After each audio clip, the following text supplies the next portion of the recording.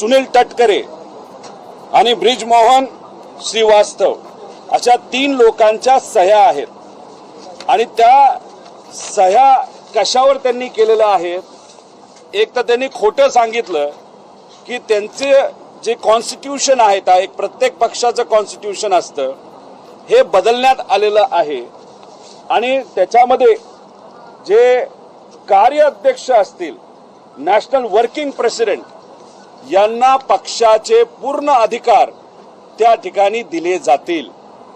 म्हणजे अजितदादांना जाऊन फक्त 18 दिवस झाले होते आणि 16 फेब्रुवारीला हे पत्र इलेक्शन कमिशनला सुनेत्रा काकींना न सांगता, पार्थला न सांगता, बाकी आमदारांना विश्वासात न घेता हे या 3 नेत्यांनी, खास करून प्रफुल्ल पटेल आणि सुनील तटकरेंनी ही ताकद त्या पक्षाची आणि पूर्ण अधिकार जे अजितदादांकडे होते ते पूर्ण अधिकार हे प्रफुल्ल पटेलांना या पत्राच्या माध्यमातून त्या ठिकाणी दिलं गेलं.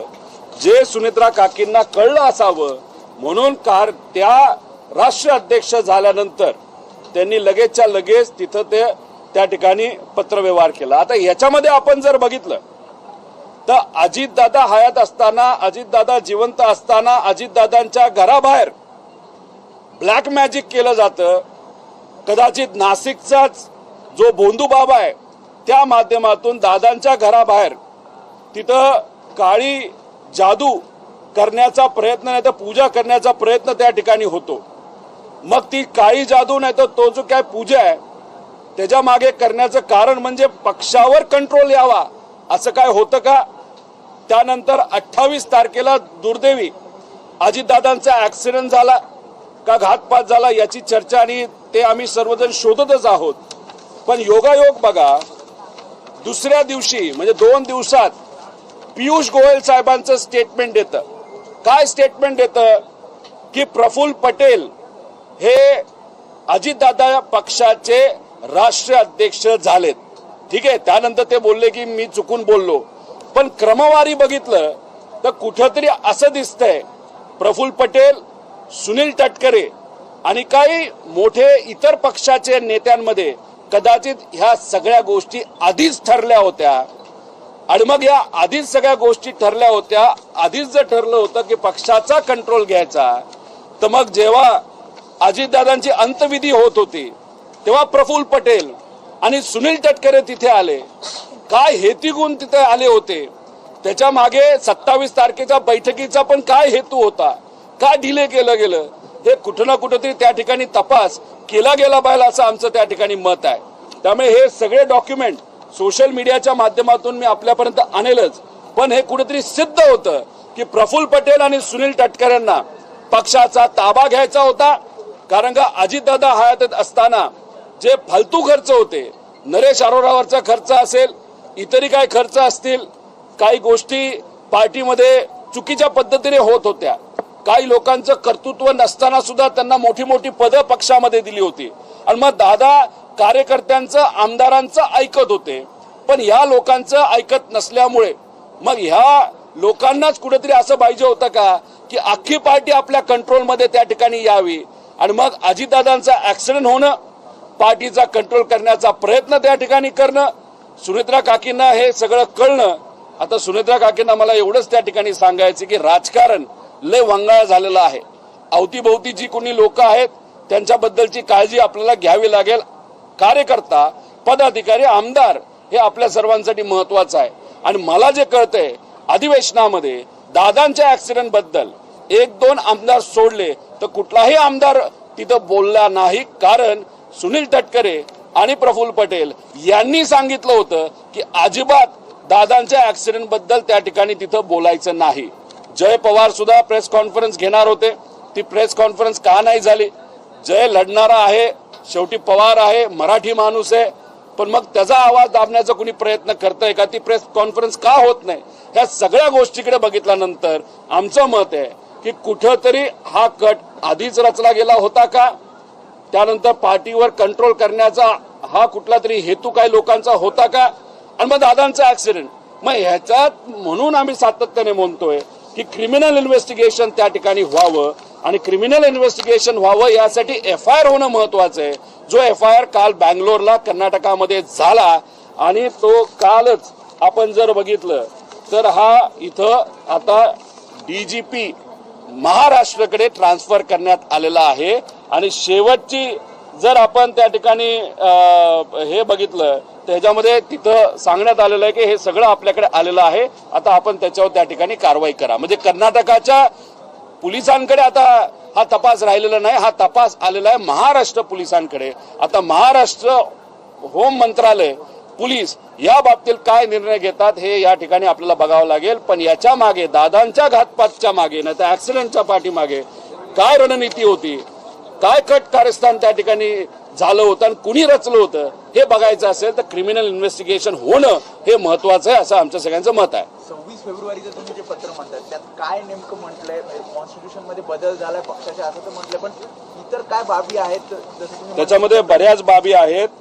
पण त्यात असं सांगण्यात आलेलं आहे की the national president shall preside over the national convention and his her absence the national working president shall preside. म्हणजे नॅशनल वर्किंग प्रेसिडेंटला सगळी ताकद मिळली जाईल जेव्हा तिथं राष्ट्रीय अध्यक्ष नसेल. मग कोण आहे वर्किंग प्रेसिडेंट? प्रफुल्ल पटेल आहेत. मग पूर्ण ताकद कोणाला पाहिजे होती? प्रफुल्ल पटेलांना पाहिजे होती. हेच तर आम्ही सातत्याने त्या ठिकाणी सांगत होतो. त्यामुळे 13 दिवस सुद्धा झाले नव्हते. एकच पॉलिटिकल स्टेटमेंट मी त्या ठिकाणी केलं होतं. आम्ही म्हणालो होतो की त्या पक्षाच्या राष्ट्रीय अध्यक्ष या सुनित्रा काकीच झाल्या पाहिजे आणि महाराष्ट्राचं उपमुख्यमंत्री पद सुद्धा त्यांनाच त्या ठिकाणी मिळालं पाहिजे आणि सगळे कॅबिनेट मंत्रीपद जे अजितदादांकडे होते ते सुनित्रा काकींकडे गेले पाहिजे असं आमचं सगळ्यांचं मागणं होतं. ठीक आहे, फायनान्स आत्ता मिळालं नसेल पण आता हे अधिवेशन झाल्यानंतर फायनान्स त्यांना मिळेल असं आम्हाला कळतंय.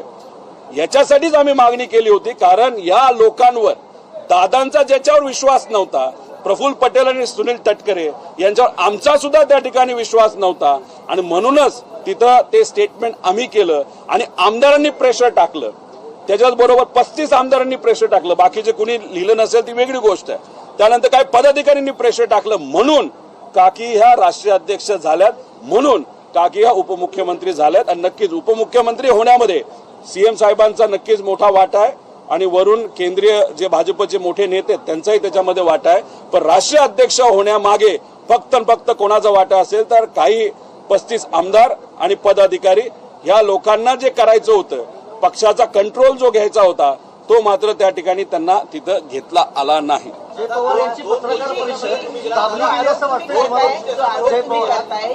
16 फेब्रुवारीला हे पत्र आहे पण त्यापूर्वी सुद्धा असा प्रयत्न झालेला होता का? कारण तुम्ही एकूणच अजितदादांचा अपघात हे सगळं षडयंत्र होतं असा तुमचा आरोप आहे. तर हे पत्र लिहिणं हे सुद्धा पूर्वनियोजित होतं का? हेच तर मी तुम्हाला सांगतोय. 28 तारखेला अपघात होणं, 28च्या आधी ब्लॅक मॅजिकची पूजा होणं, तंत्रमंत्राच्या पूजा त्या ठिकाणी घराबाहेर होणं, 28 तारखेला ऍक्सिडेंट होणं, 2 दिवसातच पियुष गोयल साहेब तिथं बोलून जातात की आता राष्ट्रीय अध्यक्ष हे प्रफुल्ल पटेल त्या ठिकाणी झालेले आहेत. म्हणजे कुठं ना कुठंतरी हे आधीच सेटिंग झालं होतं का?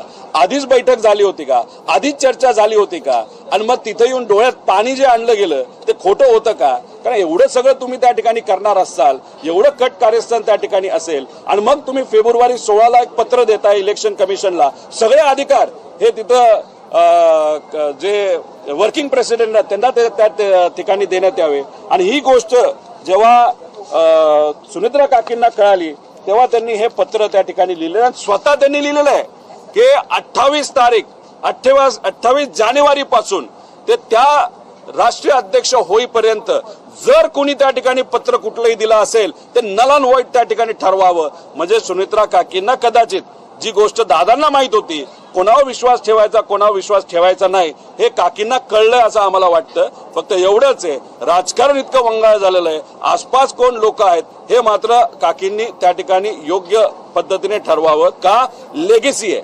ही, अजितदादा पवारांची लेगेसी आहे, त्यांचं कष्ट आहे 40 वर्षाचं आणि याच्यासाठीच कुठं ना कुठंतरी त्या ठिकाणी आम्ही हा मुद्दा, हा आमच्या पक्षाचा नसला पण शेवटी अजितदादांचा मुद्दा आहे. त्यामुळे अजितदादांचे कष्ट वाया जाऊ नये एवढंच या ठिकाणी या प्रेस कॉन्फरन्सच्या माध्यमातून आणि हे कागद मी जे पुढे आणलेले आहेत त्याच्या माध्यमातून या ठिकाणी मला सांगायचं. 2 पोलीस स्टेशनमध्ये गेलात, दोन पोलीस स्टेशनमध्ये महाराष्ट्रात गेला, मग मरीन ड्राईव्ह असो किंवा बारामती असो, मात्र तुम्हाला FIR दाखल करायला बँगलोर जावं लागलं. तुम्हाला अजूनही वाटतंय का महाराष्ट्र पोलीस सखोल तपास करेल याचा?